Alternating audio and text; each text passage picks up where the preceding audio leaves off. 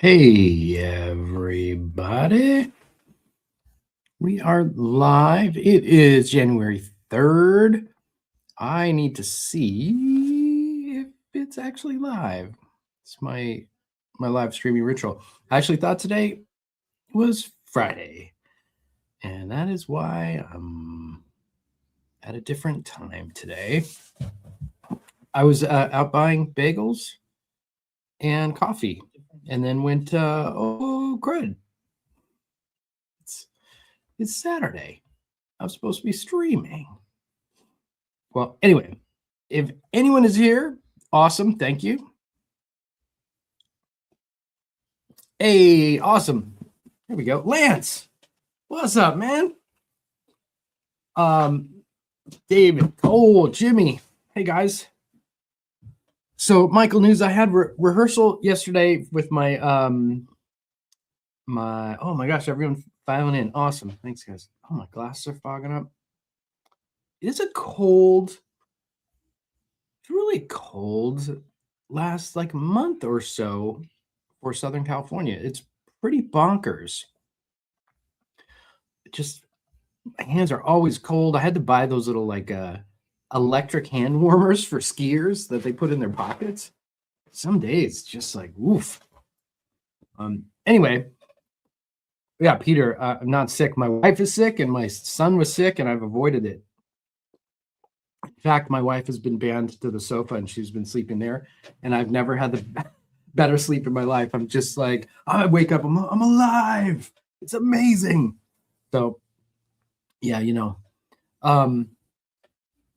So yeah, I had rehearsal yesterday and I made some tweaks. It was raining really hard, so I'm like, I'm not bringing my 412. I'm gonna use the back line. And I was at Mates, so that's a like a great rehearsal place. So it's like we're Def Leppard and Guns N' Roses and like real bands rehearse. And I brought my Sin 20 with the JMP module instead of my Plexi, and I brought my Axe-Fx 3 rack that I'd spent the number of hours I had spent working on that, and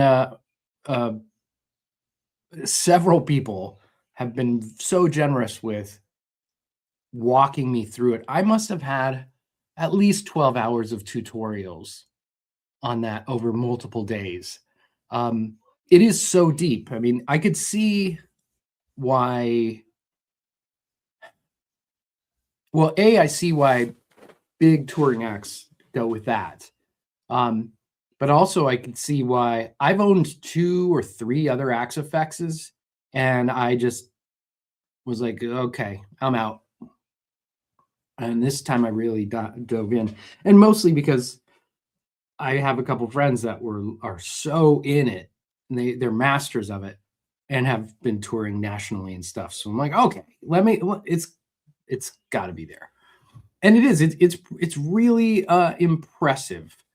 And I've mentioned this before. The only bummer is that sonically, it has its own thing, and everything sounds like the Axe-Fx. In the same way that everything, when I'm on the Quad Cortex, everything sounds like the Quad Cortex. Isn't that kind of weird?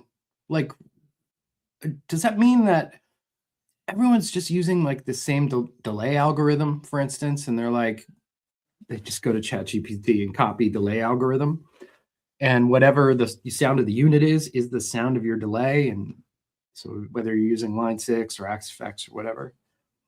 And I just have never had any of these all-in-one multi-effects sound like as good as cherry picking the best pedals. And that I'm not sure why. You would think that a $99 pedal could not compete with a $2,000 multi-effect unit. If you just turn the $2,000 3-rack space multi-effect unit into a mono delay, shouldn't that be the best delay you've ever heard? But we were playing New Year's Day from U2, and dude, the delays felt so clunky, and I was tap tempoed in. I mean, I was playing the part, and it just felt really clunky. It was not melding as one. That's like a very Scissor Sisters sexy movement. Sorry. It wasn't melding in the same way. Like I could, well, how about that freaking NUX, the Edge pedal for $90, where you just turn it on, you're like, yeah, and you stop thinking about it. I was thinking about that delay the whole song, and just it would throw me off. And I have to look and see what delay algorithm I use. Of course, there's many, so I got to go back. And so if it was like the Memory Man, I'm like, oh, okay, that's not going to work for me. I'm going to just swap it out to like the 2290 or something. I don't know, but here's the upside. Again, let me go back to the upside, because I'm not yucking anyone's yum. If you're an Axe-Fx person, I see why, and this is why. I put it in a 6-rack space rack. So I have a power strip, I have my wireless, and I have the Axe-Fx. And then in that rack, it has a handle that pulls out. So it's like a suitcase and with wheels. So I just wheeled along. I threw the Sin 20 on top, and I threw the Fractal pedal board on top. And I was in and just like walked in, set up. Wires were easy to connect. And then when I was playing, aside from a couple songs that I definitely need to go back and tweak some effects, like I was mentioning, it was so nice to not have any pedals in front of me. So I wasn't allowed to think about the pedals. All I was allowed to think about was playing, because there was no chance of tweaking. Like, I did bring the laptop because this is the first time using it, in case I was deep in the weeds and like, oh my gosh, there's a sound not coming through at all, I could fix it. But playing wise, it was kind of liberating to not have all these pedals, because when I have the full pedal board and I have 87 knobs there, my mentality goes, I can make this better, I could tweak this, I could tweak this. And I always want to be, I'm staring at the pedal board. So it was really nice not to have that. And there were some things that sounded better than I could do on the sorted pedals. One of them was just volume controlling. And, you know, I love a volume pedal, but I like it before the input. And when you have that, what you're doing is controlling the amount of gain, essentially, that you're using. If you have the volume pedal in the effects loop, then you're controlling the overall master volume effectively. So I programmed in certain songs so that when the verse, I could be going dun, dun, dun, dun, dun, dun, dun, but I'm down here, so I'm out of the way. It's a little bit of a curse being like, I'm a mixer and producer and stuff too. So like, I'm hearing that stuff and I can't get away from wanting to hear the balances right. I don't know if the audience, if I was standing in the audience, if I needed to do that, but where I'm standing, I need to do that. So anyway, shout out to Hank's Bagels this morning. Ooh, I had a bagel sandwich that was amazing, and this is their cold brew. It's so good. All right, that's my Axe-Fx story. The Sin 20 sounded really good with that JMP module. Where I think I'm going to go with this next, there's two roads. I could go back to using the Plexi and the Fret Power Station. It's just so much shit. Like, do you want to bring a 12-rack space thing? I could bring the Friedman Jose, which would be great, and then use, because it has an effects loop, and then use the Axe-Fx as the preamp for other models. You know, like if I need a super clean tone, which is fine. I just, you know, when I go to big hardcore Plexi ring, I want it to kick ass. So that's an option. Or I do the Synergy rack, 1-rack preamp. So I got 4 channels, and then the Axe-Fx and a 1U power amp. So that's another option. Then that's even less stuff I have to carry. I'm just like, yang yang yang, and I'm out. So boy, that would be pretty cool. But in the back of my mind, I know what my plexi sounds like. And it sounds good. It sounds real good. Oh yeah. All right. Well, there's 10 minutes of me yapping. Let's see what's happening over here. Are the best bagels in Jersey? I've only driven through Jersey. This Hank's Bagels were really good. It was like really up there. Really, really up there. I gotta say, for as much shit as the LA gets, a lot of people shit on LA. And there are many reasons. It's the worst traffic ever. I've been a lot of places. No one has traffic as shitty as this, except for if you're like in Manhattan, but that it's a different thing. But if you're driving for a driving city, it's the worst traffic ever. It makes you crazy. And there's so many different kind of people that it's not a friendly place, I would say. And what else is bad? A lot of concrete. But on the upside, it's like you just you could almost walk 20 minutes from anywhere that's concrete, and you'll be in the most beautiful place ever. Weather most of the time is unbelievable, but food, because there's so many people and there's so many opportunities, I think it's like all the best food has come here. So you used to, if you go back 25 years, 30 years, you had to go to Italy, you had to go to New York, you had to go to these different places for the best food to try that. But now that I've done it, I'm like, yeah, you go to like a killer restaurant in LA, it's like that's the same thing. So like eating some great restaurants in Europe was like, yeah, I've had that. It's great, but it's not like this is not unattainable anywhere else. Anyway, all that to say, I think this was a good it was a good bagel. Yes. No, probably I don't know, maybe Greek food. You have to go to Greece to get the best Greek food, you know. Perhaps Cemente. Perhaps.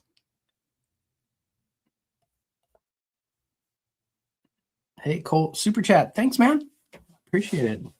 I covered my coffee this morning. So cheers for some bagels and coffee. Cheers, brother. Any experience with the Fuchs, Mantis, or Viperhead? Actually, no. And to be honest with you, I wasn't sure that Fuchs was still going. I think about them every now and again because TwoRock seems to have taken over that that sort of slot.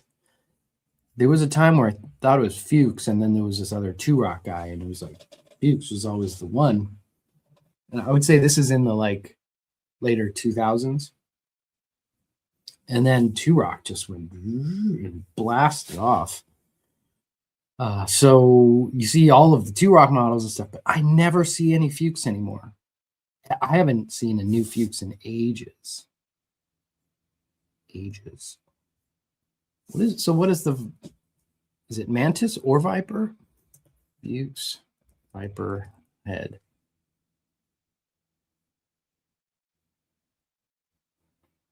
I'm sure it's great because they know how to make great amps. But I don't know. I'll have to look into it. I'm not having an easy time finding it. I gotta say too, the Gigantor Fuchs logo, their aesthetic is a bit of a hot mess. Ugh. It's rough. What are they doing? The ODS Classic looks pretty cool, but all of like the black and the Mantis looks really out of whack to me. it doesn't even look balanced. Like the font Fuchs is just sitting too low. Having trouble with this, but I am sure it sounds great, but I don't, to answer your question directly, I do not have any experience with that. I'm going to keep an eye open though.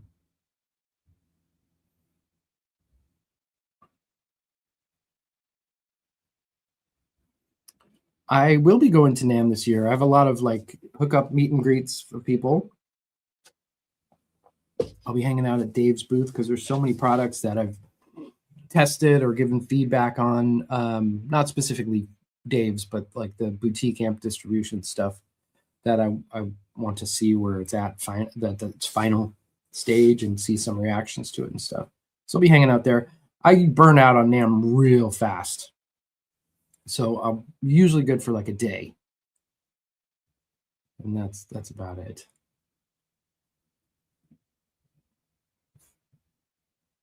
Any advice for a first profiler? There's so many options, tons of captures out there.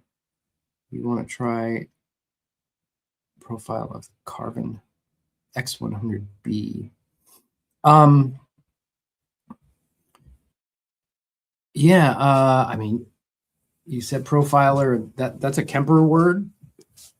So, I mean, I would say get the Kemper pedal, the floor. I don't know the exact name for it. I don't have that one because I have the unpowered lunchbox toaster. But I would get the floor one. I have a good X100B. That's an interesting amp. I got it obviously because of early Steve Vai stuff. Beautiful clean tones, challenging distortions and overdrives and stuff like that. But it was funny that if you put like a Boss overdrive in front of it, it comes alive and all of a sudden sounds great. Tightens up and it's like quite good. So I can see why people used it. But I would definitely go with the smaller of the Kempers, you know. Thank you for the amazing Rack Revival pack. It's so fun to play through and get perfect presets, no tweaking, perfect. Sweet. Yeah, so if anyone doesn't know what that is super quick, brief history of what an IR is.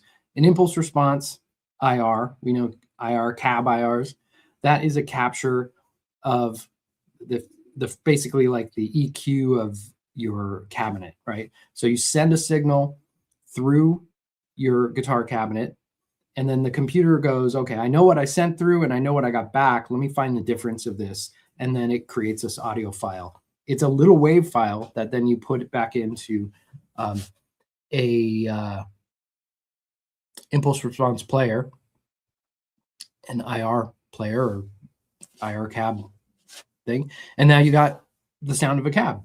So before people were doing cabs, I think they were capturing rooms and stuff. So if you're filming a movie and you have a scene in a bathroom and then you have to do a voiceover or like change out the dialogue, you were screwed because that had a particular sound. But you could capture the sound of the bathroom with microphones, put a speaker in that room, run the signal through it, capture it with the mic, and now you have that sound. So you could capture reverbs, you could capture a hall, and it sounds exactly like it, in the same way that the cab sounds exactly like the IR, which is 95, 98%, sometimes 99%. So freaking close, we'll say. So I love these rack units. So I went through and I was capturing all of the PCM70, H3000, all that stuff. And it's like you have the PCM70 in your pocket. It's amazing. And then you can put it in your DAW. There's a couple pedals that'll do it. XFX3 kind of does it. It's just no one's doing it. It's not really widespread. I'm hoping that this pack will get some manufacturers to start doing it if it gets widespread enough. But man, it sounds awesome. And really the first pedal that I thought was like, all right, now it's time, because I've had this idea for 10 years because I've been using IRs for 10 years in my DAW. but the Hot Tone Verbera is the first pedal that is really fully developed, in my opinion, because it has, you could load up like 200 IRs. It has names for each of them, because other ones you could load in, but you're like, well, what was 17? Was 17 my PCM 70 hall, or was it the H3000 guitar room? I don't want to have to decipher that stuff. I want to quickly go and find my favorite presets. Also, the Verbera is long enough to capture long hauls and delays, because the delays sound better to me also than most of the delays. It's cool. It's really cool. So I sell that IR pack, the impulse response pack of those, and that is the Rack Revival pack. That's volume 1. I have volume 2 coming at some point. And volume 2 is going to be like it was such a nightmare to do. I took the PCM 41 and 42, so I have stereo versions of that. That sounds amazing. And then I took the PCM 42 and I captured, I don't know, like 150 different timing increments, so that if you're like, no, that's not the right BPM, all right, how about this one, how about this one, how about this one, as well as several other units in that.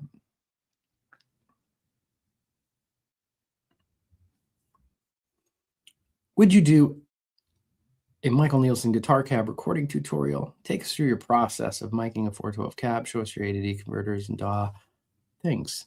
Yeah, I'll do that. I have done that before at the old studio.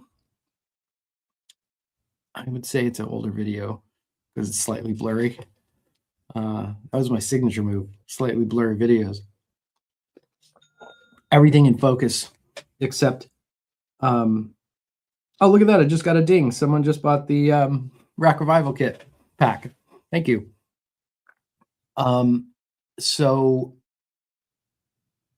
yeah, I'll do that again. Maybe even makes more sense here because it's very real world. Like the cab's right next to me. It's right there. So at the old place, it was in a different room and I could turn 100-watt heads up to maximum, Hey, buddy. My Lexicon MPX G2 has much better delays and reverbs than my Kemper. Yeah, that's no surprise. I mean, trying to think, like, I talk about hot tone a lot, partly because, like, I don't think they get enough credit for really being excellent. Quad Cortex has really nice effects, but they don't sound like the rack effects. Fractal has really nice effects. They don't sound like the rack effects. Hot Tone has really nice effects, and some of them feel like the rack effects. So I kind of feel like that's the closest feeling and sounding. Like if you take a chorus and go mono, a lot of the bigger units, they get this weird digital flange. And it's hard to find a good sounding mono chorus, but not in the hot tones. Like why do they have that extra little mojo on their stuff? And it's cheaper than everything else. So there you go. So going back to Chuck, your question about early modeler, if you didn't say I needed that Carvin X100B sound, because I don't think anyone has it captured for the Ampero, I would get a Hot Tone Ampero because it does capturing, but the effects are great and it's cheaper than everything else. You get a lot more for your money.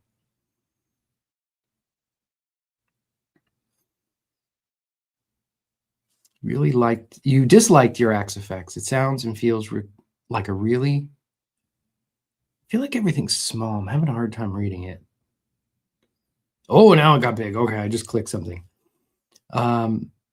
It sounds and feels like a really well-recorded guitar being played back through studio monitors, not an amp. Through 412, blowing your pant legs around in a room. Yes. Now I'm running it through a 412, and I'm running amp sounds through it. So I'm not having that exact same experience, but and it's not exclusive to Axe Effects. There's something about when you're using an all-in-one modeler, things get a little like they're three-dimensional left and right, but they get a little two-dimensional front to back. So you get top and bottom and left and right, but you don't get that depth. When I'm using my pedals and best of pedals, and I'm using rack effects, you get top, bottom, left, right, and front to back. I'm not smart enough to know what that is, or if that's attainable, if it's bullshit, if it's all my bias. I don't know. Don't know. But I know what I know.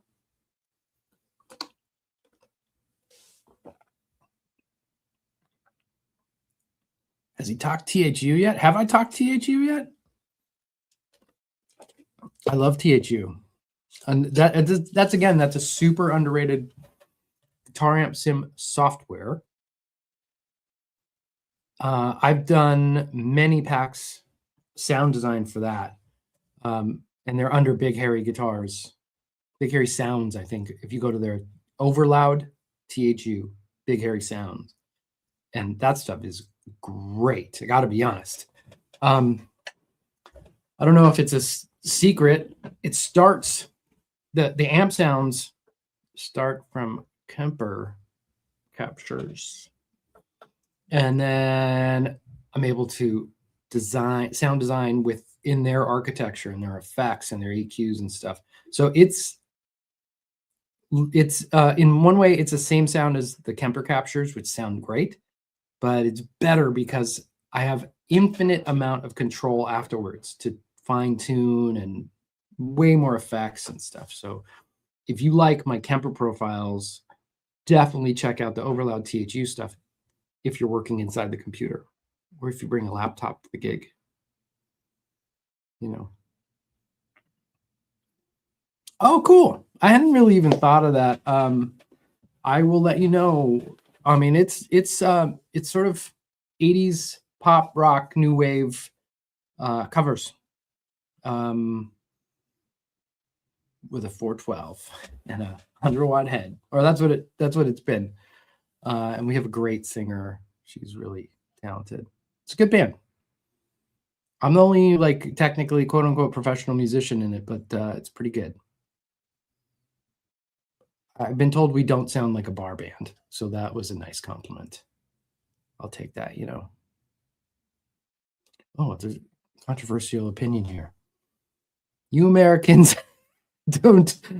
I like to read this. I understand you're Greek, but I want to read this like the 80s WWF Iron Sheik accent. You Americans don't know coffee. You were in New York many years ago and the American coffee sucked. I think Australians might agree with you. I've heard that from Australians.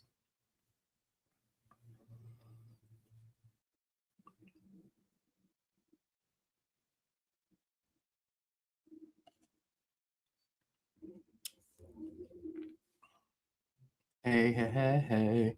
Gotta figure out a way. How can I make my screen bigger? Oh, it just happened. Great. Hey, love your channel. I'm a pro keys guy learning guitar. Ooh, you're like the unicorn. Great keyboard player.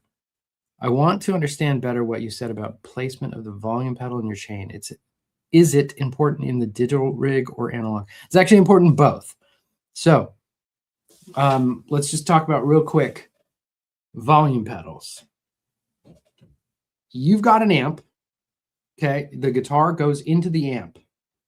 Depending on how loud that guitar is going to determine how overdriven the signal is, right? So if you have hot pickups on a bridge pickup and you plug into a Fender Deluxe or a Marshall or something, it's going to break up. So if you have quiet pickups, it may be clean. So that's being determined by the volume coming in. So if your volume pedal is in the front of the amp, then if you pull back the volume pedal, you will clean up. If you pull it back all the way, your volume will be off. So let's say you play something like Metallica, right? And you have the volume pedal full up, you sound like Metallica.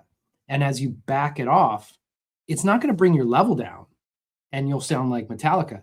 It'll sound less like Metallica. You'll start sounding like AC/DC, and then you'll sound like cleanish, and then you'll go and you'll just disappear.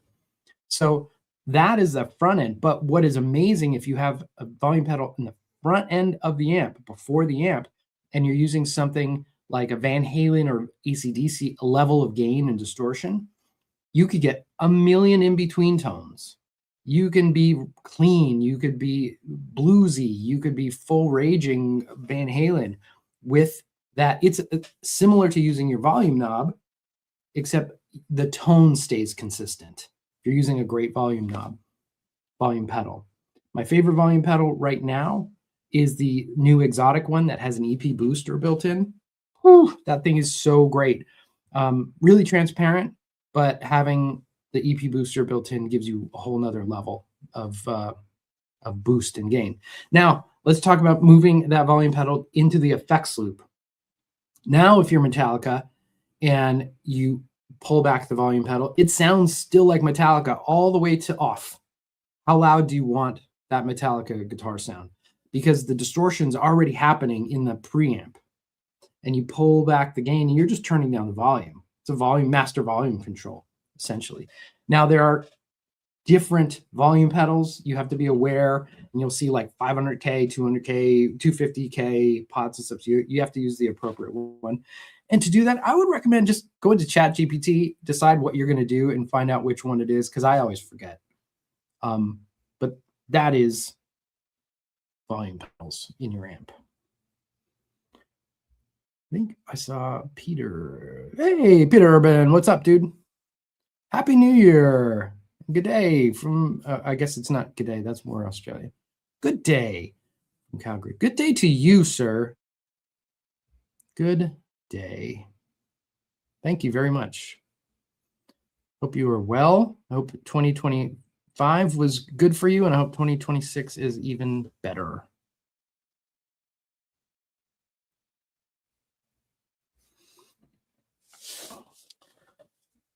Peter Mancuso, when you're double tracking or layering guitars, would you rather have different guitars or different amps, or both? That's two different things. You're only allowed one question per line. No, I'm kidding, whatever. Just joking. When you're double tracking guitars, there's sort of two approaches. All right, so you have, let's look at it as the Guns N' Roses approach and the Creed approach, or Green Day. Either of those will work. We'll call it Green Day, just so we don't get any Creed haters going. All right, so if you're taking the Guns N' Roses approach to your double tracking, I know they have two guitar players, but let's say it's one guitar player. They're doing different parts, right? So everything is it's not intended to sound like one guitar. The other side, if you're doing Green Day, it's one part trying to be doubled exactly as close as possible. And the reason you do that is because if you go back to 1981 and listen to Pat Benatar Heartbreaker, right? It's a Rockin' song, and the guitar is here, and the vocal is here, and the drums are here, a little bit around there, and the bass is here, and so there's a little bit of reverb maybe around here, and maybe a background vocal. So there's not a lot of width, and at some point, I'm thinking maybe somewhere around the Superhero mixer. Bob Clearmountain took the sound and went whoo, at the same time when we got Eventides and Lexicons and all this stereo stuff. And so now you have keyboards and vocals and all this stuff. And you're like, well, we still have this weird one guitar here. Nah, you got to go wah and get both guitars out here. And if you hard pan 100% to the left, 100% to the right, the same exact guitar. Well, if you take the same single guitar part, it's going to sound mono again.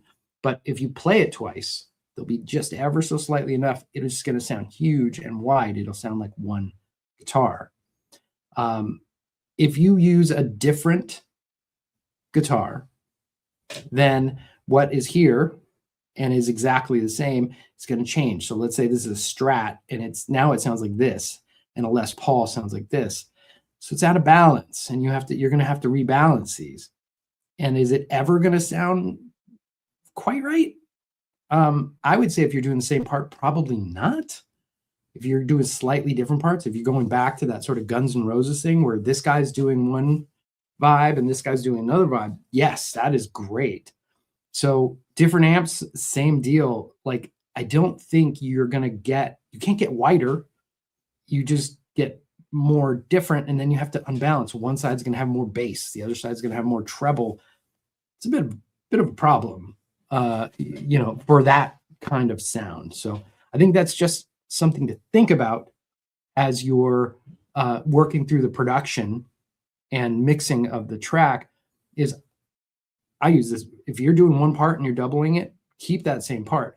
You just have to think more about, like, do I want this section to have that distinctly wide stereo guitar thing? If you do that for the whole song, at some point it loses its effect. Everything is just huge. You're like, okay, would it be more powerful if the verses was one guitar here with maybe a different amp? So you have like a Fender Deluxe here with your Les Paul, for instance, and then you go to your 2 dual rectifiers for the chorus, and then you come back to a Fender Deluxe and stuff. That's going to be dramatic both directions, and it'll keep the listener engaged, and it'll be interesting. If you're always here, and even then if you go to the verse and you have 2 Deluxes and they're here, and then you go to your chorus and the dual rectifiers are here, it's a little, you get numb. Like watching a CGI battle scene on a movie. Like, after you ever watch one of the Transformer movies? I love them, but like after about an hour, you're like, oh my God, it's just lasers and explosions and things jumping across. It's so much. It's like if you paste it differently, it would have a totally different effect. Or something like that.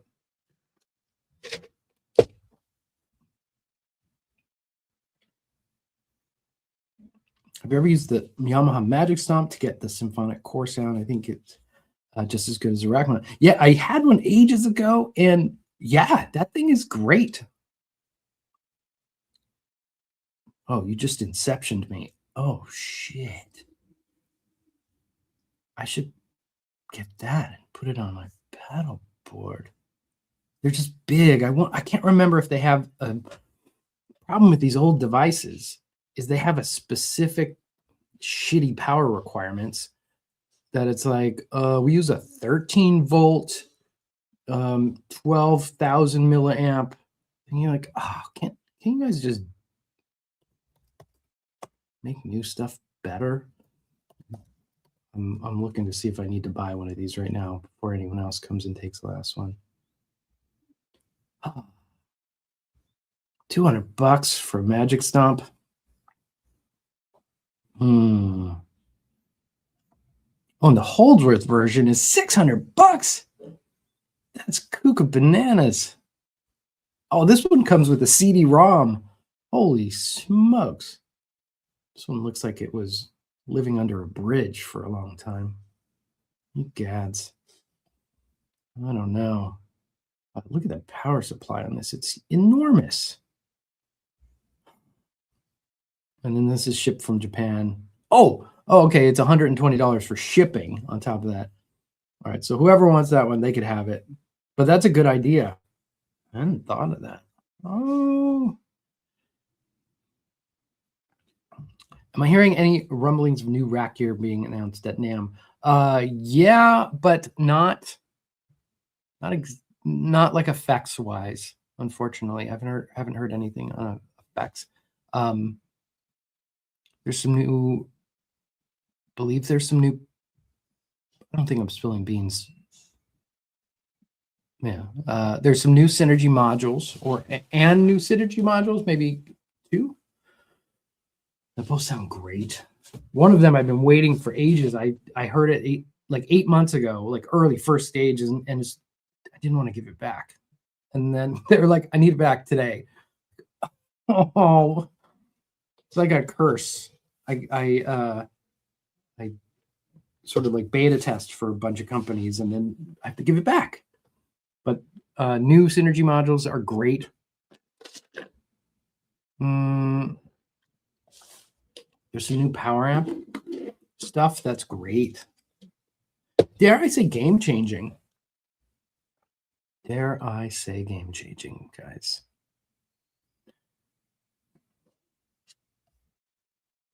Hey, Michael, what is your take on hollow body guitars? I remember seeing you with a sweet gold 335 at some point, but I guess that's long gone. I'm really enjoying my Gretsch Fortis. Yeah, they're fantastic. I had a gold 335 that was really nice. Problem with it is I bought it used and I didn't spend enough time with it. I opened it and I was like, oh, gold 335, gold top. That's so nice. I'll take it. And then I realized when I was playing it, like it had dents along the back of the neck. And they just drove me crazy. And I didn't want to just get it repaired. And I really wasn't playing it. It hung in my front room as like art for a long time. And I kind of just played my Les Paul more than that. But so my favorite like semi-hollow that I've ever had was I was borrowing my buddy's Yamaha SA2100, which is a 335, Yamaha's 335. That guitar just was so perfect. It was natural finish. And oh, that's killer. I played that in my bands as I was growing up. We kind of were like probably closest to like a Lenny Kravitz-ish, Matchbox 20 Lenny Kravitz sort of thing. We had a soul singer that kind of sounded like Lenny Kravitz. And the band was smoking. But I don't know. I was a minute where I was the only white guy in the band, and it like pitching at that time, like essentially it was a black rock band that it was a hard sell. It wasn't that time for that. And the singer was not like sexy Lenny Kravitz. He looked more like CeeLo Green. Great singer, great frontman too. He was so killer. And our rhythm section was unbelievable. Both like super pro guys that have had long careers with amazing sidemen gigs out there now. Anyway, the hollow body. I just went down memory lane. I'm so sorry. I love hollow body guitars. I don't have one right now. I guess okay. The chink in my armor there. I gotta better tell my wife I gotta get a guitar. Gotta get a new one. I've been looking for acoustic guitar too. I have one acoustic guitar, one nylon and one steel string. It's the same steel string I've had since I was like 25. It's a Hudson Dalton like D28, and it's fine. It's a very good guitar. Very good guitar. It's just not great for recording. It's more, I think, meant to be a bazooka to compete with like a banjo and stuff. So I've been looking for like a great recording guitar. Sometimes I'm doing a demo. I'm like, it'd be great if some acoustic texture. And I go, I don't really have acoustic guitar anymore. I would always just walk next door and borrow my buddy's Taylor or something. But, I'm looking for something super nice. Not super expensive, but super nice. Really enjoyed seeing that Star guitar lately. Been a big Star fan ever since seeing DeGarmo. Oh yeah, in the Operation Mindcrime video. I forgot he used that. Interesting. Yeah, that's a guitar I want. I told Dave, I think he was sick, but I texted him like, I want that. I need it. So I don't know. Hopefully they'll make another for me. What's up, Perfecto? Perfecto, I just learned that you're in California. I didn't know you were local or semi-local to me. I was talking to someone in there. I was like, how did you meet Perfecto? I actually thought you lived in Europe or something. All right, what else we got here?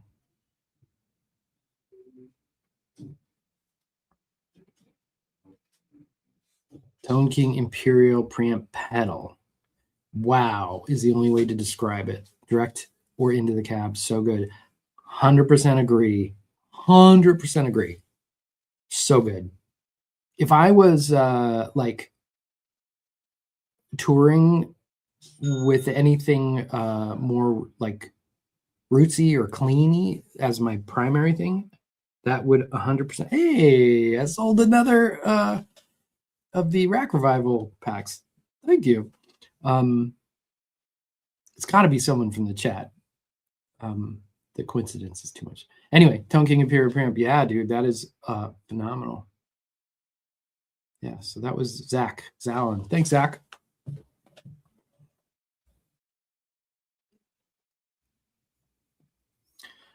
Lexicon PCM 80 for sale locally near me for $800 US. Worth the buy or pass and save funds for another model. After my pedal board is done, I'm going to build a rack rig. PCM 80 is great. Problem with the PCM 80 is it doesn't have all the algorithms, so you have to get the cards. Like what they did, this is like an early version of the Boss PX1 tone whatever print things. So you buy this Lexicon, and then if you want these algorithms, you have to go buy that card and then leave the card in the slot. So PCM 81 has all of the algorithms. PCM 90 versus PCM 91. The 91 has all the algorithms of that. The 80 is a multi-effect unit. The 90 is really a reverb. So I would say that the 80 it's a great unit. It sounds fantastic, but there's some things that will be limited unless it comes with the cards. $800. I don't know. That's on the edge. That is on the edge. If it's like mint condition with cards, I would be okay with that. But if otherwise, I would hold out for an 81.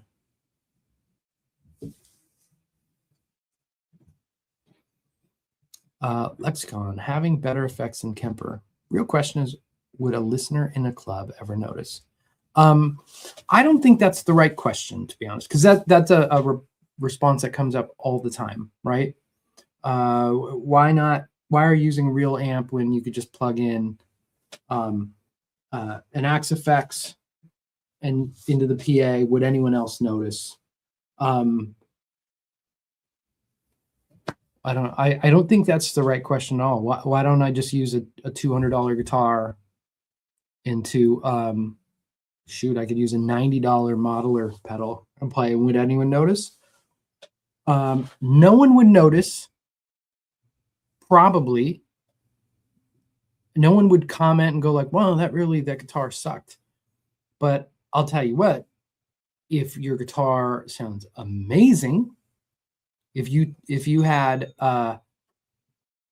two half stacks, I'm not saying blowing people away with volume. You just had like two amazing sounding Marshalls or Marshall and a deluxe, and you brought the Eric Johnson rig out, or you brought out Angus Young's rig or Eddie Van Halen's rig, and you set it up at appropriate volumes.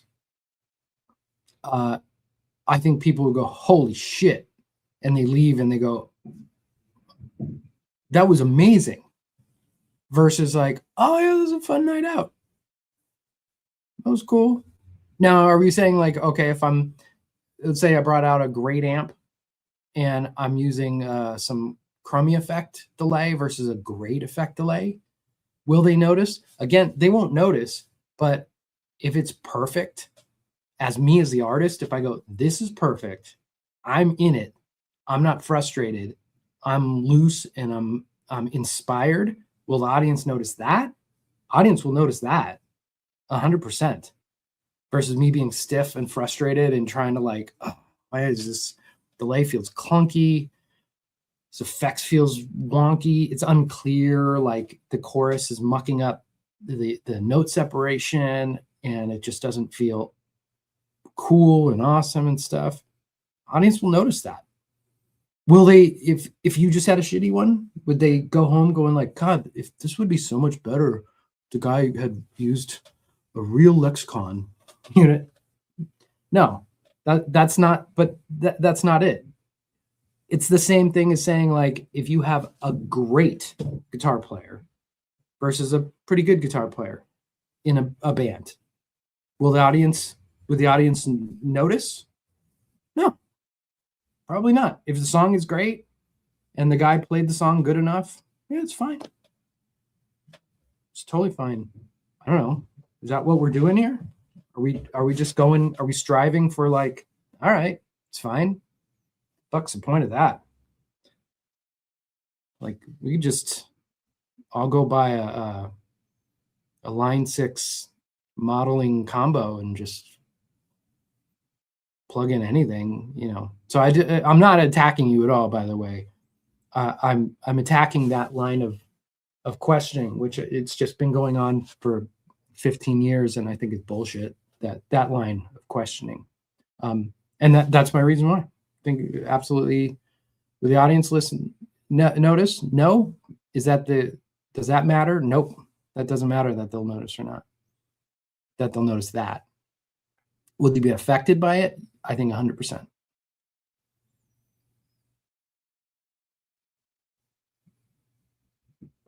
Can I get an amen? Wolverine, thanks. I purchased all your Big Hairy Sounds pack. Dude, thank you. Awesome. That's awesome. I hope you enjoy them. I worked really hard. If you're talking about the Overloud THU sound packs, worked really hard and put in a lot of time. I dialed them in, and then I'd go back a couple of weeks later and revise every single one, and then go back a couple of weeks later on a different guitar and revise all of them again until like I really felt they are as great as they can be. And they're close, man. There's some like Zach sounds that I could just pull that up and be like, yep, that's no rest for the wicked.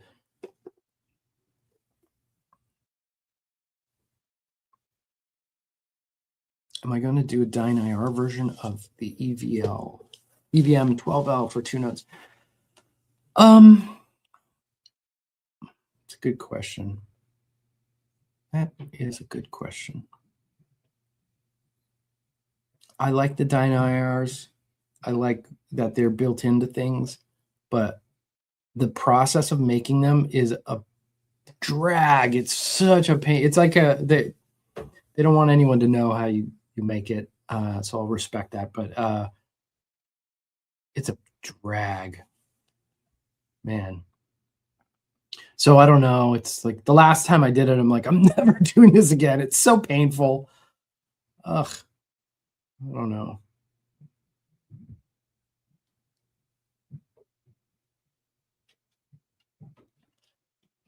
How do you overcome EQing with your eyes and EQing with your ears and then EQ with your ears?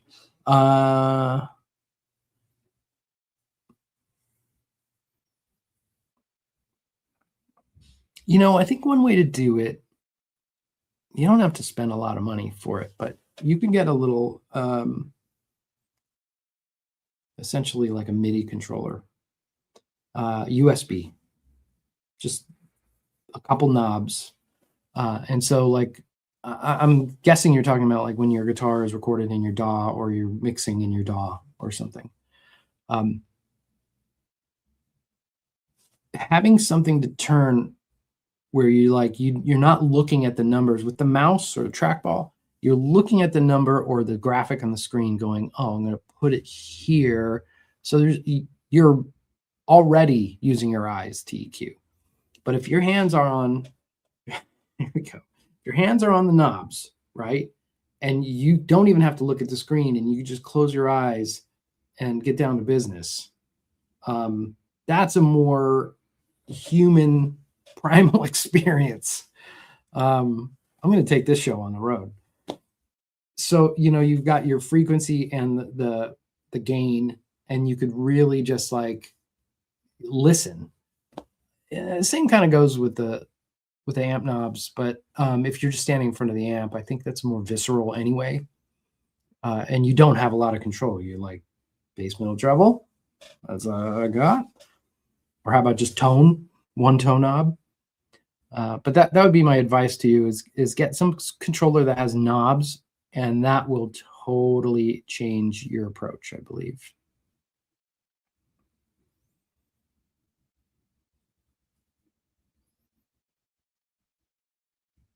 Hey, Michael Torin. What's up, dude?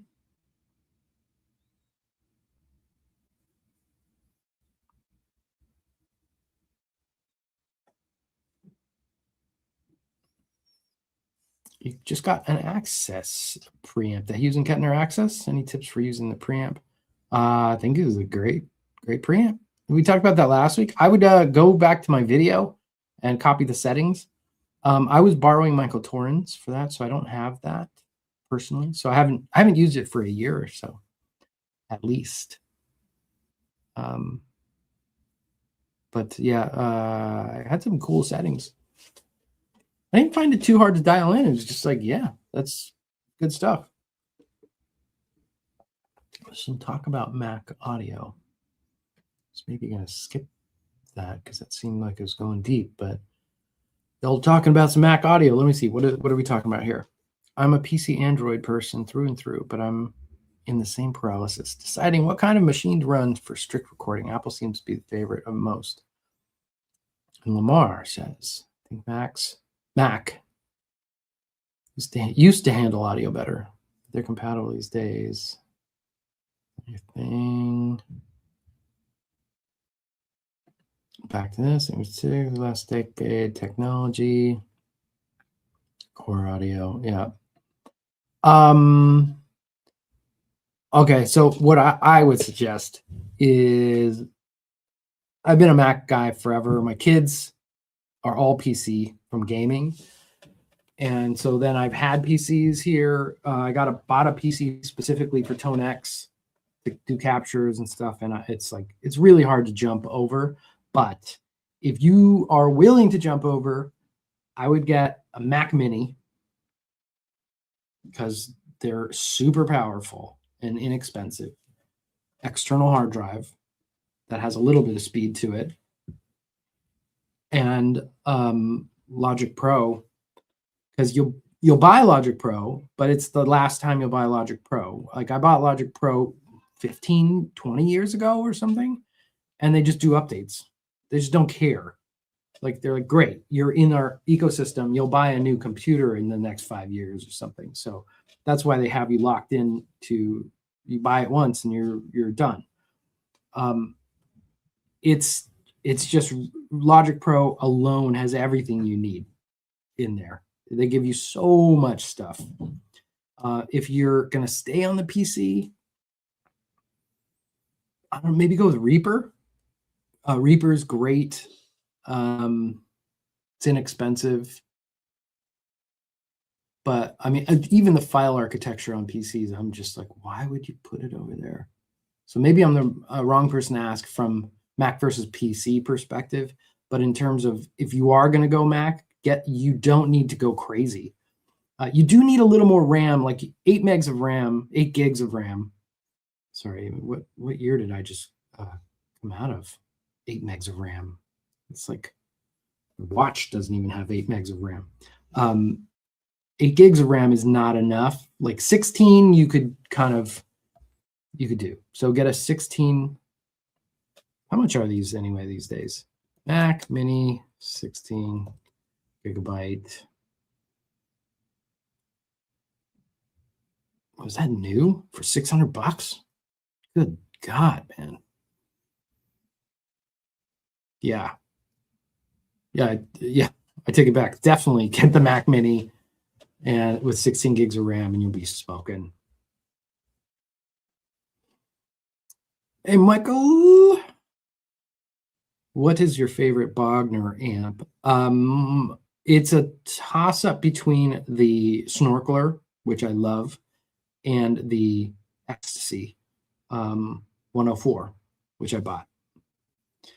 I love the 101B, but the 104 has MIDI switching and 4 channels and boosts and stuff. I mean, that's another thing I might take out live.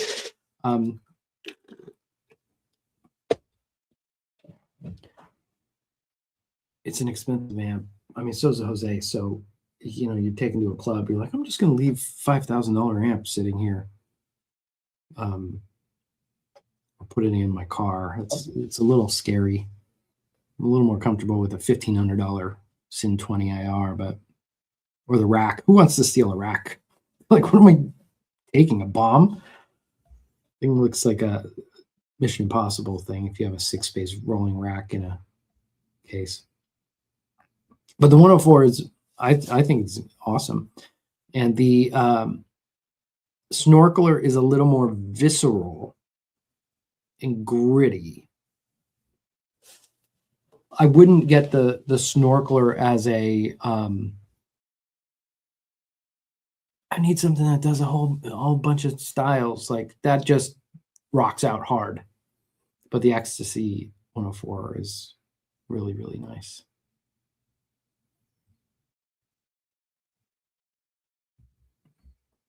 If I played around with Wizard amps, I don't have a lot of experience. I've heard them, played through it once, but I wouldn't say I have a lot of experience with them. But you know, reputation, they're nuts.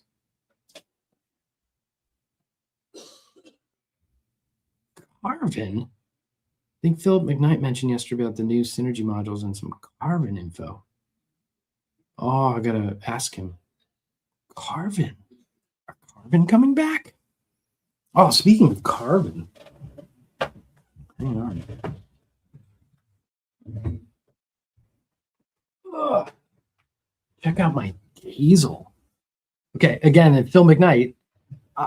Okay, growing up in LA, when Carvin was like, I loved getting the catalog, and then you'd see people like, okay, cool. But Carvin was the budget thing where you're like, look, if I'm gonna fantasize about getting a guitar that one I can't afford anyway, I'm gonna fantasize about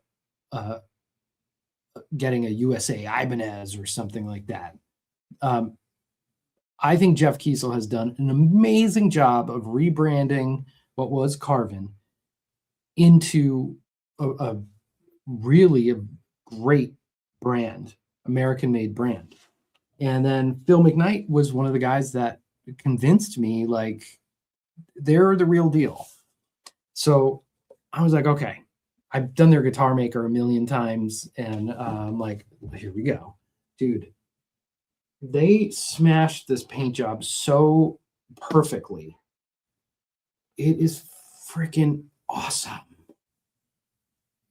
I haven't done the like unboxing reveal video yet.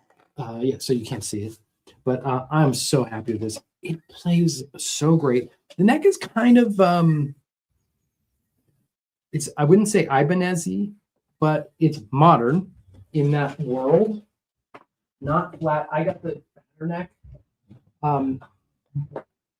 And it's definitely different than, say, like a Friedman. The Friedman are based with an aesthetic, but a feel of classic vintage guitars brought forward to like modern day. How good can we make a classic vintage guitar? The Kiesel mindset seems to me like they said, we don't care about vintage guitars. We want to make the best current guitar we can. So it feels like that. It doesn't feel like 1979, 1982, 1984. It feels like a current guitar. But I bonded with it right away.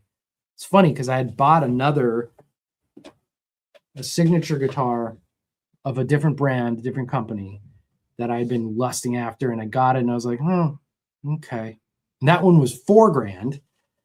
And, you know, I'd been waiting on that for ages. And it's just like, I sold a bunch of stuff. I don't just like drop $4,000 a week on guitars, by the way. I sold a bunch of stuff to pay for that. And then the Kiesel, which was not super cheap. You know, it's like in the high twos, like $3,000 also. That one came in, I was like, oh, okay, because I just had this meh experience with the other one.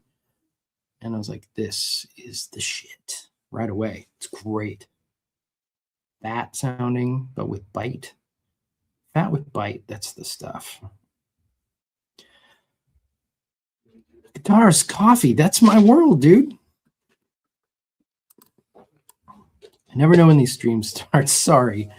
Anyway, love the PCM 70 IRs. The Verberas became a game changer for me. Yeah, I'm trying to get consistent. Today, I just totally forgot, to be honest. It's tough when we're not on the schedule, this holiday schedule, and my wife is sick. So she was sleeping in, and so that threw stuff out. My kids are home. It's raining. It's all a mess. Because I would normally wake up at 6 o'clock and I'd be out already, work out and walk the dog and stuff. But this holiday season has been a bit of a mess.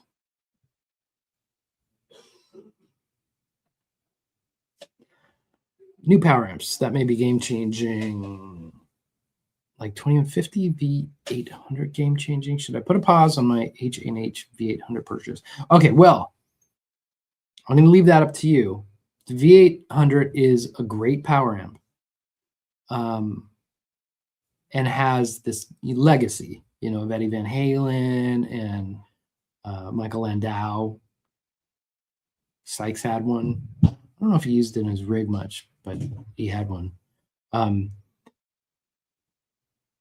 the time I was working with him, he had his NS10s powered by it, and they sound great. But the power amps that are coming out are, I would say, in the realm of H&H V800s, but much more guitar friendly and better. But because the H&H V800 is a classic, that it's different. You know, if you buy it because it's a classic, that is what it is, you know.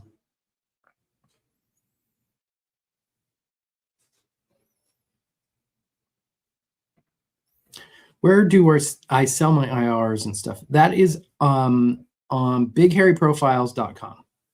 That is where I have the link at the bottom of all, or in the description of every one of my YouTube videos. So if you ever are like, where do I sell my stuff? You can just look and it says, buy my cab IRs. And you can just click on that and it takes you there. So I have Kemper profiles, Kemper profiles, ToneX captures, cabinet impulses, and now this series of Rack Revival stuff.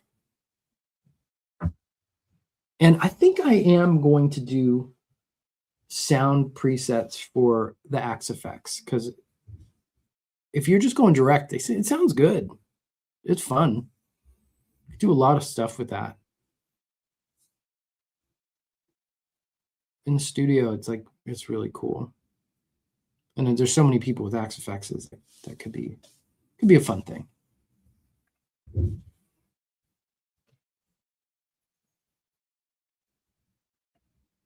Hey Angus, I hope you're home. I saw on Instagram you were flying home.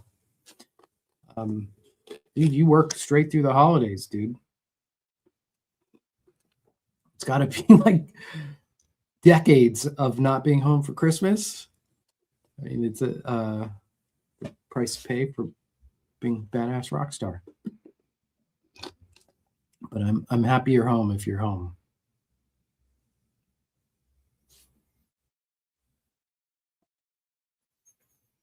Ever wonder if anyone who has words even working? Ever wonder if anyone has made a 2-channel amp where you could run both channels in parallel, like running both channels on a twin sister? I don't think they have. I don't think it's as cool as we think it is. Is it, or it may sound. Okay, so if you took go back, you could listen to some old like Dream Theater live albums where Petrucci had two triaxes, and he had one dirty and one clean, so that he can do like an Alex Lifeson thing, like on the records where you have your distorted tone and then you have a chimey clean, super clean underneath it, like a Rockman clean. And it's just one of the sounds always overtakes the other, and then it sounds like not that cool to me. You're better off just pick a sound and going with it there. Because I mean, all of the digital amps, you can do that. Like DAX effects, you could run a clean and a dirty really simply, and you blend them back in, and it's just like, oh, that's not as cool. What would sound better is if you could take a separate pickup tap out of your guitar to have like the position 4, that go to a clean Rockman style, and then the bridge pickup go to your other thing. But that's just unless your music is all about that, it's a bit tough. Even like Steve Morse, who had all of these clean and dirty textures and stuff. He would run a guitar synth with his dirty patches. That would be a much cooler way to do, because you get a totally different texture. The envelope of the attack of the synth is going to be a little different. Pat Metheny kind of vibe. By the way, Angus, you're one of the Axe Effects offenders for me, where I'm like, all right, doing Axe Effects. Let me see how this goes.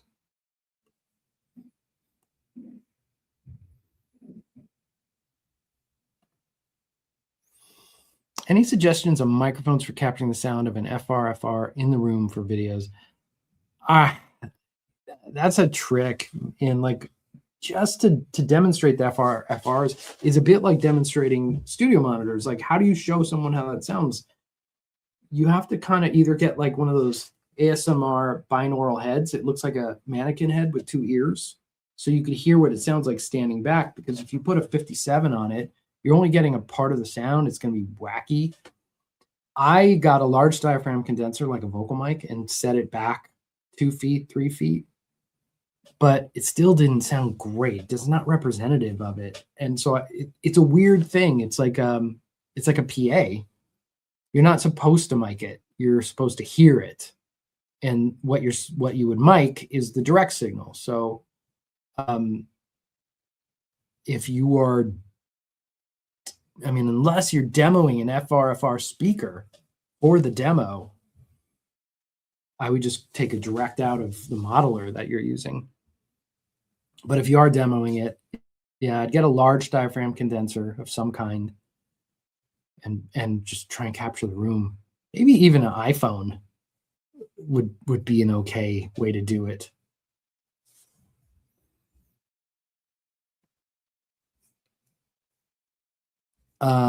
I don't think so.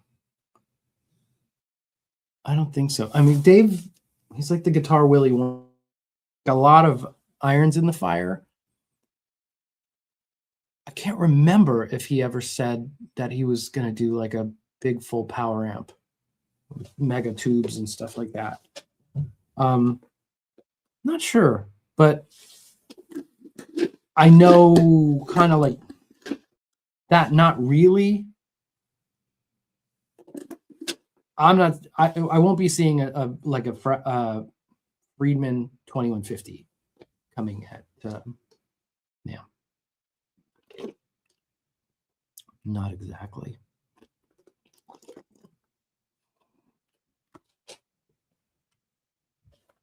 No, I don't know. Don't quote me on that.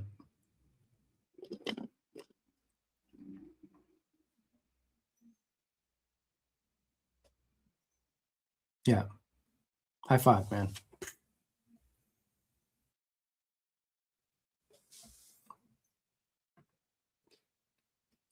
Overloud, THU, Big Hairy Sounds, iconic. 3 is your favorite. 3 was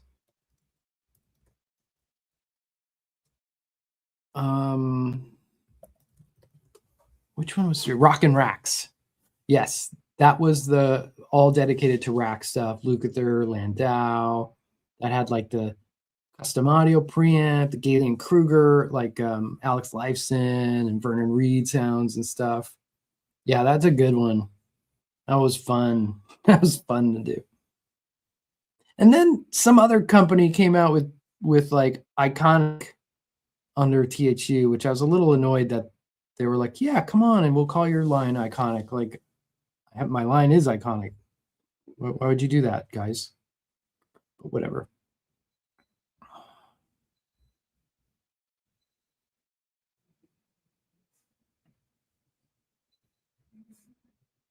Oh, sweet. That's also for Overloud THU. So they have a super cabinet.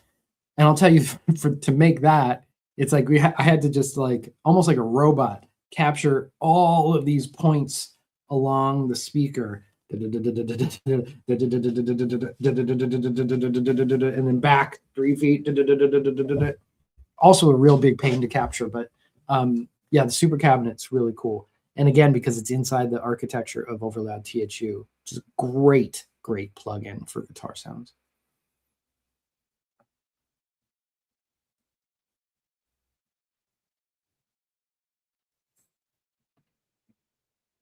Thanks. That is called the LA Studio 112.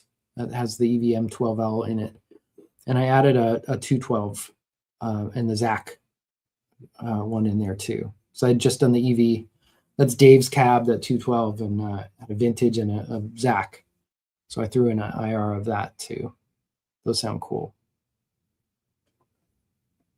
I don't know. I don't have, honestly, I don't have Venmo, but I appreciate that.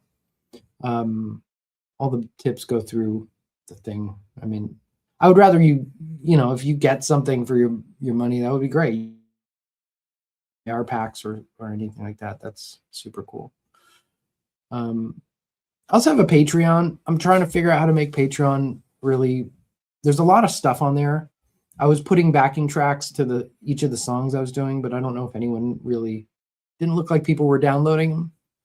So I think a lot of the people who are signed up for my Patreon are just like want to help support the channel, which is really cool. Because sometimes I'm like, oh, I have a full-time job and it's not YouTube. My full-time job is making music for movie trailers and video games and stuff. So at the end of that day is when I start YouTube, and sometimes I'm just like, oh my God, I'm so tired. I have no music left inside my body. First of all, Chris DeGarmo is the man. It's a shame we haven't gotten new music for him. Doesn't even have to be Queensryche. I would love for him to do like a Pink Floyd style album or something like that. Oh, dude, that would be so great. My process for creating IRs, it's not really all that crazy. The biggest thing, what I'm using now, and that's been really helpful, is, I'll tell you this. I gotta look. I'm not sure what it's called.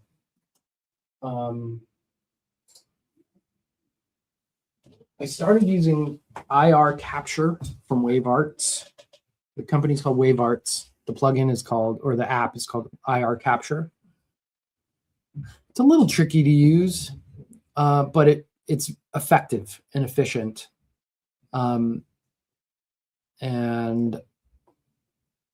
But the process really is about set up an amp, record your amp. Cool.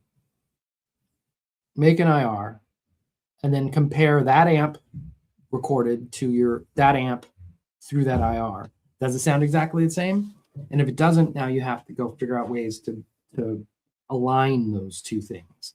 Sometimes that's making a bunch of IRs throughout the course of the day, and then finding that and trying to add a little outboard EQ to match the actual sound and stuff. So there's a lot of art to it, in my opinion. And that is why, again, I hate when people say in my opinion. I gotta stop doing that. It's like, just step up and say your shit, right? That is why before I started making my IRs, and most of the time when I use other people's IRs, I just feel like they're lacking something. And I think often they're technically creating the IRs. And I could technically create 100 IRs on this cab easily within an hour and be like, cool, there you go. Here, good luck. But that's not what creates a great IR. What creates a great IR is the same thing as if you went into the studio with me or a great engineer and you brought your gear and you were like, cool, let's record. And that producer or engineer was in charge of capturing your sound, not getting your sound. Your sound is you. So, but how do you capture that? And so you're creating the window in which your sound is going to come through. Some of that is the voice of the producer or engineer presented. That's why Michael Wagoner's productions sounded unbelievable. And that's why Mutt Lange's productions sound unbelievable, whether it's Bryan Adams or Def Leppard or AC/DC. You know.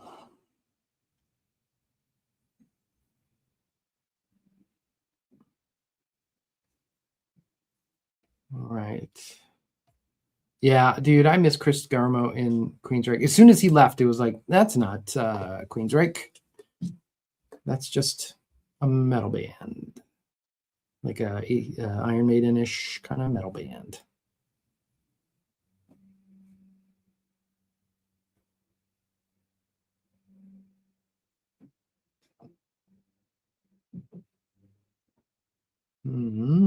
All right, we're about wrapping it up. Oh, the Carvin comment was a response to the discussion about NAMM 2026. Yeah, I'm gonna dig into that, see what that is.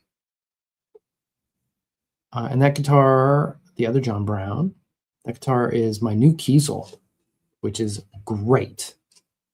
And I foresee myself getting more Kiesels in the future because they feel great. They are really well built.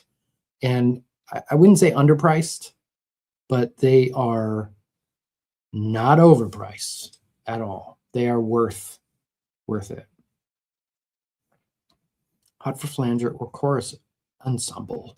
Chorus ensemble from Boss and hot for flanger from Past Effects. Or does Past Effects have chorus ensemble?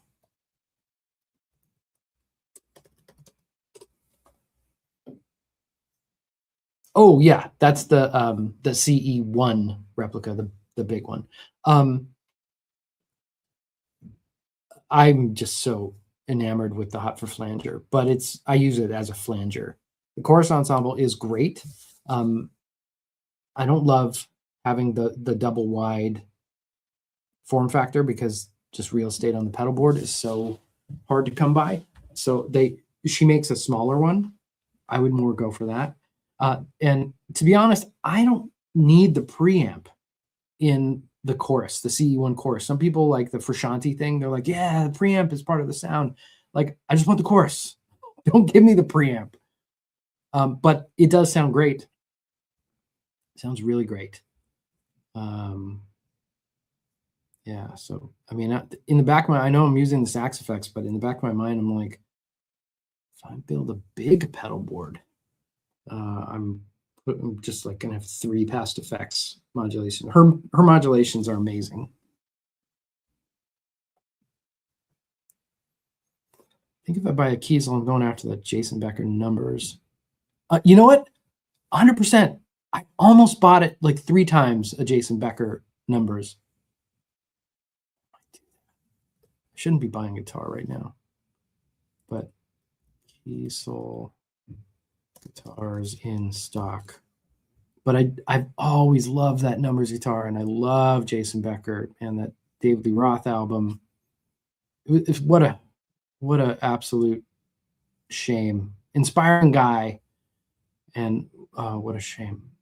Oh, and they did the micro, which is pretty great. I don't know if I need the micro, to be honest. I want the full size. It's pretty cool. Ooh, look at that. Oh, you can't see. I'm I'm surfing on the Kiesel site. Yeah, I might be getting that. I might do that. All right, we're gonna wrap it up soon. Hey, John. Hey, if you guys haven't seen John's session solos in YouTube, check it out. He is great. Like he's very much we're in alignment of things we love. So really great. Happy Saturday, dude. Any experience with Splon guitars? I didn't know they had Splon guitars, so there no, but the amps, yes. The amps sound great. They are Friedman-like, so they're in that same world of Jose Mod, plexi kind of hot rodded plexi thing. I think they're a little more leaner. Like I think in general, the voicing, the Friedmans are a little better, but the Splon is pretty kick ass. Like it'll George Lynch up the wazoo. Really cool. Like I could be happy with a Splon. If someone said, "Hey, this is what you're plugging into today," I'm like, "Great, great." Kemper delays are enough for me. Got to be honest.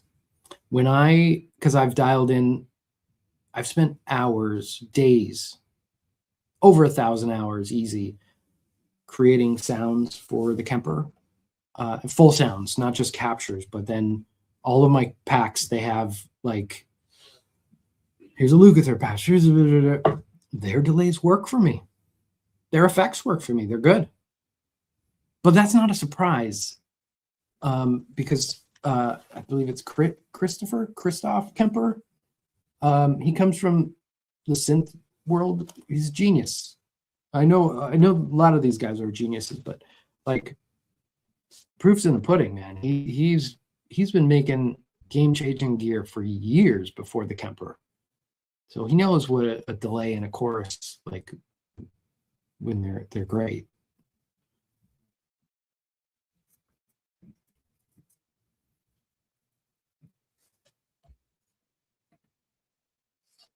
I'm not sure. That must have been an older one because in the recent years, I don't think there's been a bad cat that had 2 channels. Tone cat, you said it is? Interesting. All right. Have I ever compared a 2150 with the 290? If not, could you? It's not that exciting of a comparison. I have, if you look back through my catalog of videos, I do have comparisons of several different 2150s and the Classic and the Fryette Power Station. I think based on that, you could kind of extrapolate a little bit. If you're saying like, hey, I want to have a super high powered VHT or Fryette, just get whichever one you can afford because they are great. All of the 2150s I've played sound different. So like different power tubes and stuff like that. But even I had 2 of the same power tubes and they sounded different enough to where one could have been a 290 and the other could be a 2150. So I really wouldn't worry about it, that like it being so specific. They are all pretty great. Michael Torn has my favorite 2150. It's the blue 2150. And I think that had 6550s. I don't know if Michael Torn, if you're still here, what's in your blue VHT 2150? That one just really spoke to me every time I plugged into it. I like it better than my purple one. And I like it better than the Classic. But the 290s are great. The Power Station is great. Like if you're playing mono all the time, get a Power Station 100. And if you don't need that much power, Power Station PS2.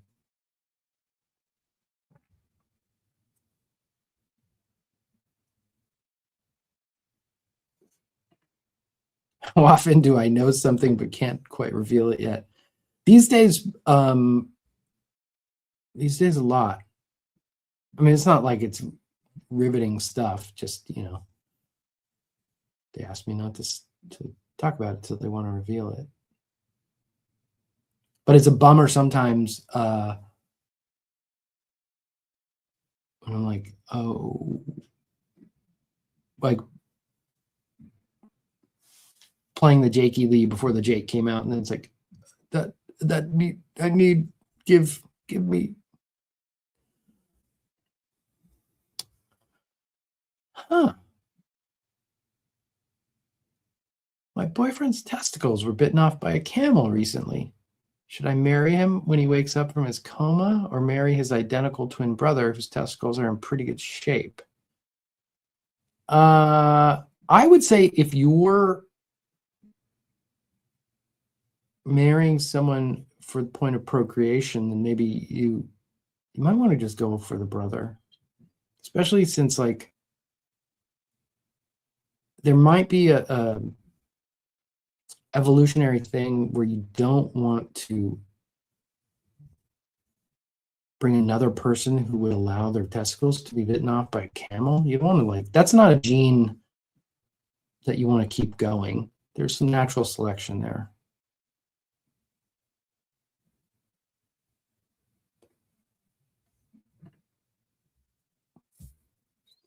Do I have a robotic mic holder? I used to when I had my cab in another room, but now that it's right here, it would be silly for me to open an app and make the microphone move 3 inches when I could walk 2 feet and do that, you know.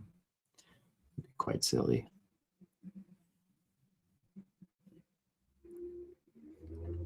I picked up some ToneX presets in the Rack 5 over the holiday and I'm out of words.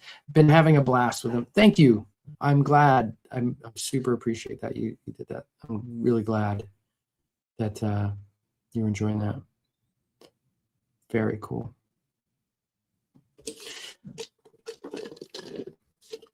All right, gang. Thank you so much for coming here. Sorry about the off time. And I'm going to try and figure out a time when I can consistently get on the time. But appreciate y'all.